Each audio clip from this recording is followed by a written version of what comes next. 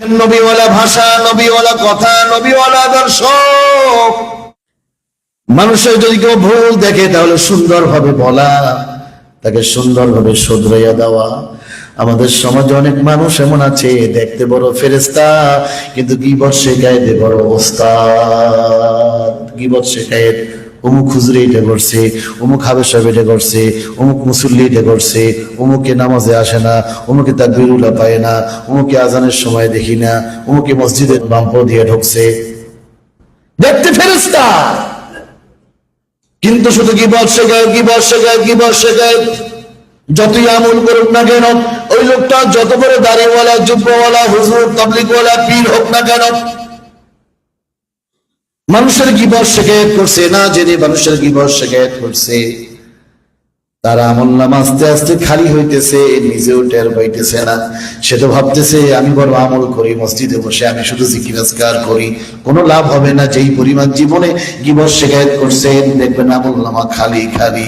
এজন্য গীবত শিকায়ত করা যাবে না, নিজের আমল শুদ্ধ করতে হবে।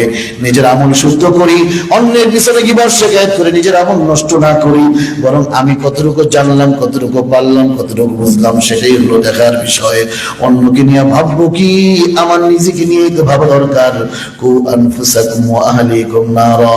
আল্লাহ বলেন নিজে বাঁচো, আহালকে বাঁচাও। নিজে বাঁচো আগে, অন্যের সমালোচনা, অন্যের সমালোচনা। আমরা তো সমালোচনা শুনলে খুব ভালো লাগে আমাদের, জানো আবার শুনি একটু। আর যদি সেই সমালোচনা কোনো হুজুরের হয় তাহলে তো কথাই নাই, কোনো কথাই নাই। কি যে আরাম লাগে। এই দেশটা তো হুজুররাই শেষ করছে। এই যে 5 তারিখের পরে এই বাংলাদেশে যত আগের কথা বাদ দিলাম, আগে তো বহুত নিরপরাধ আলম নজেল কাটছে, আগের কথা বাদ দিলাম। 5 তারিখের পরে দখলবাজি, টেন্ডারবাজি, চাঁদাবাজি, এরপরে খুনাখুনি, জেনাবে বিচার, বিভিন্ন অন্যায়। কয়জন আলেম ধরা পড়ছে? কয়জন মাদ্রাসা ছাত্র ধরা পড়ছে? কয়জন টুপিওয়ালা ধরা পড়ছে? এরপরে দেশটা হুজুররা খাইছে। লাভ নাই এগুলি বলে, কোনো লাভ নাই, কোনো লাভ নাই, কোনো লাভ নাই।